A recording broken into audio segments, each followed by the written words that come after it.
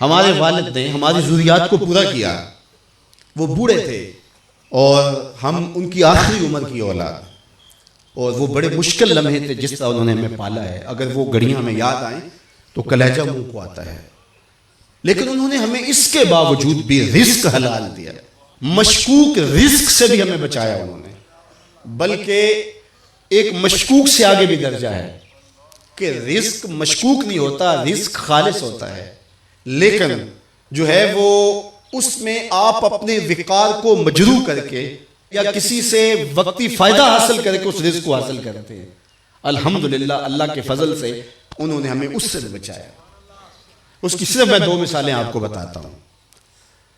میرے والد گرامی کپڑے کا کام کرتے تھے، اور دنیا کے اوپر کسی نے ایسا دکاندار نہیں دیکھا ہوگا جو دکان بند کر کے رکھتا ہو۔ وہ کہتے ہیں لوگ آ کے بیٹھ جاتے ہیں اور میرا وقت ضائع کرتے ہیں، میں نے قرآن مجید پڑھنا ہوتا ہے۔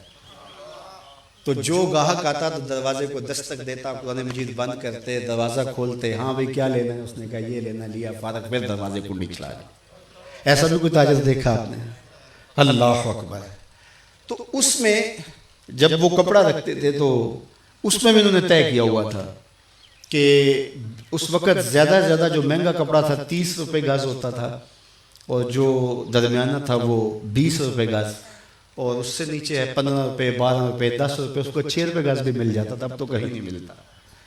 تو انہوں نے ایک ریشو رکھی تھی کہ 10 پہ 1 روپیہ، تو جو 20 روپے گز کپڑا تھا وہ 21 روپے گز بیچتے تھے، 21 روپے اس سے لیتے تھے، اور جو 30 روپے فی گز کا ہوتا تھا اس سے جو ہے وہ 31.5 لیتے تھے، وہ باقاعدہ اوپر لکھا ہوا ہوتا تھا۔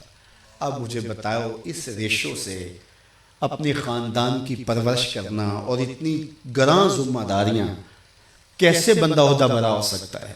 لیکن لوگ رزق کی کثرت کی بات کرتے ہیں، ہم نے آنکھوں سے برکت دیکھی ہے۔ کثرت اور چیز ہوتی ہے، برکت اور چیز ہوتی ہے۔ تو جو میں بات بتانے لگا ہوں، میرے بیٹے بھی بیٹھے ہیں اور آپ سارے میرے روحانی منتسب ہو میرے ساتھ، اور آپ نے آگے اپنے نسلوں کی تربیت کرنی، اور اس چیز کا ہم نے خیال رکھنا ہے کہ اپنی اولاد کو کس طرح کی تربیت دینی۔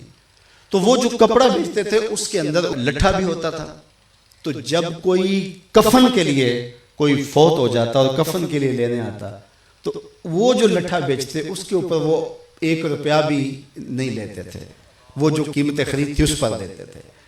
تو ان کا شعور یہ تھا کہ یہ کمائی میری اولاد نے کھانی ہے، تو میں ان کی تربیت کر رہا ہوں۔ تو یہ